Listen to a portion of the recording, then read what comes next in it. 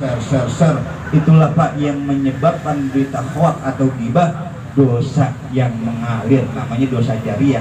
Ya Pak ya, kalau dulu ada amal jariah, sekarang adanya medsos Pak, media sosial, bener nggak benernya itu berita, maka kita kirim ke orang lain, belum tentu kebenarannya.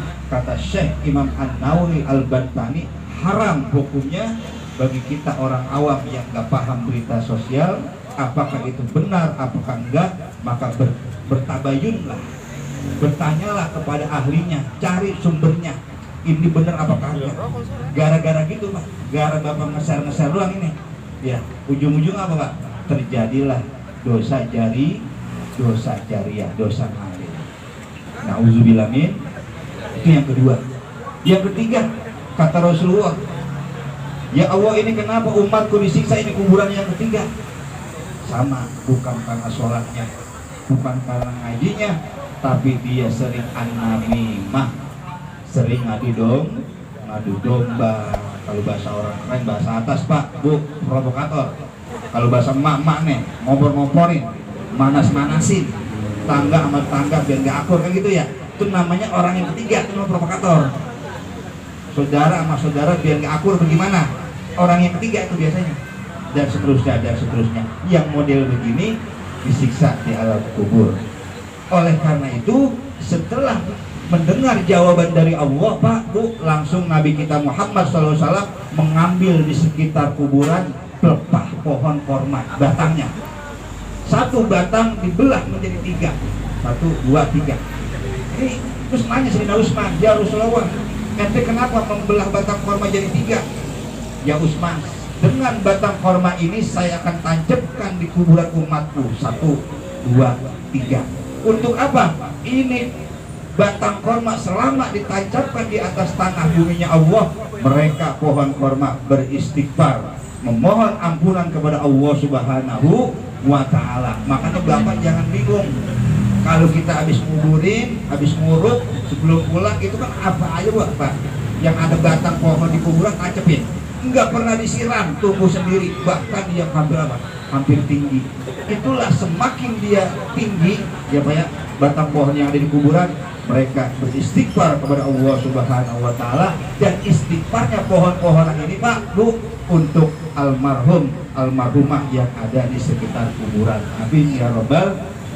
Hikmah apa yang saya sampaikan di malam yang ketujuh ini, jadikanlah kematian itu sebagai nasihat atau pelajar.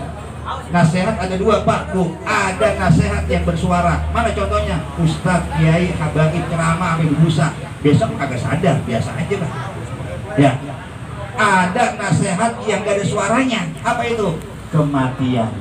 Dari mana kita pelajarannya? Innalillahi wa inna ilaihi raji'un. Dan speaker musola di masjid, telah berpulang si fulan. Itu Pak, kita yang ada di jalanan, karena dia orang baik, di jalanan belum nyelawat, yuk kita bacain Fatihah.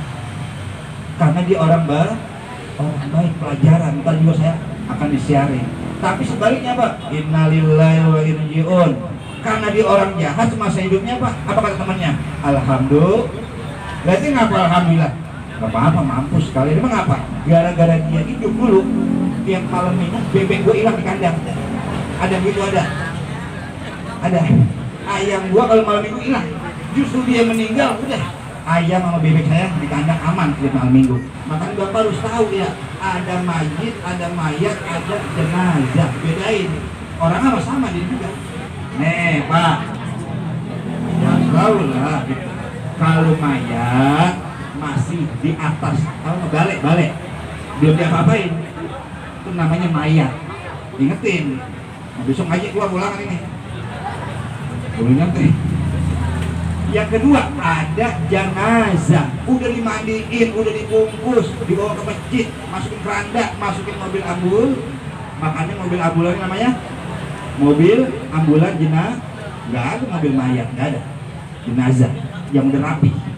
Lah kalau udah dimasukin tanah namanya mayit bangkai. Paham belum Pak? Bisa bedain, bisa. Dan besok nggak boleh nyontek ulangannya.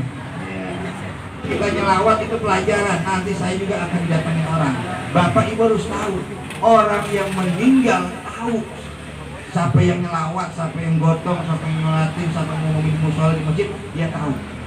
Itu pelajaran buat kita. Itu tidak ada suaranya. Yang berikutnya dimasukin keranda, dimasukin guru batang. Tahu guru batang?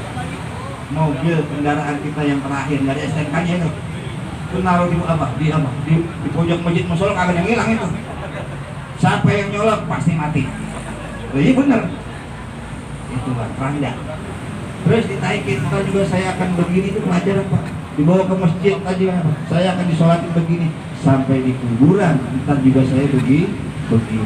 Itu pelajaran yang tidak bersuara.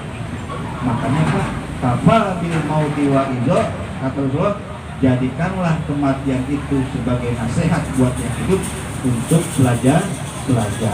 Ini Pak, tuh kadang-kadang kita mah cuma pelajarannya sampai 7 hari doang udah. Besok mah ya begitu lagi udah. Kalau bisa Pak, seterusnya dan seterusnya. Paham ya? Hikmahnya, jadikanlah kematian itu sebagai nasihat pelajaran buat kita. Dan dalam surah Al-Jumu'ah yang tadi saya bacakan di dalam Fatimah, Qul innal mautal ladzi tafirruna minhu fa innahu mulaqikum. Qul, katakan ya Muhammad, walaupun ini ayat ditunjukkan untuk Nabi Muhammad, sama hakikatnya buat umatnya. Apa? Innal mautal ladzi tafirruna, sesungguhnya kematian itu ya Pak ya, apabila telah datang kepada kita, mulaqikum, kita akan berjumpa. Maka apa? Kalau udah datang kematian, maka kita harus siap ini mati ya. Siap ya. Yang tua mah harus. Yang tua harus siap. Kalau semua belakangan gitu Pak Jen. Kalau enggak saya belakang, Pak Jen duluan. Kalau enggak Pak Jen duluan, saya belakangan. Sama aja susah. Ya sedikit aja. Mudah-mudahan di malam hari yang ke-7 atas meninggalnya almarhumah Nurul Aulia Hadi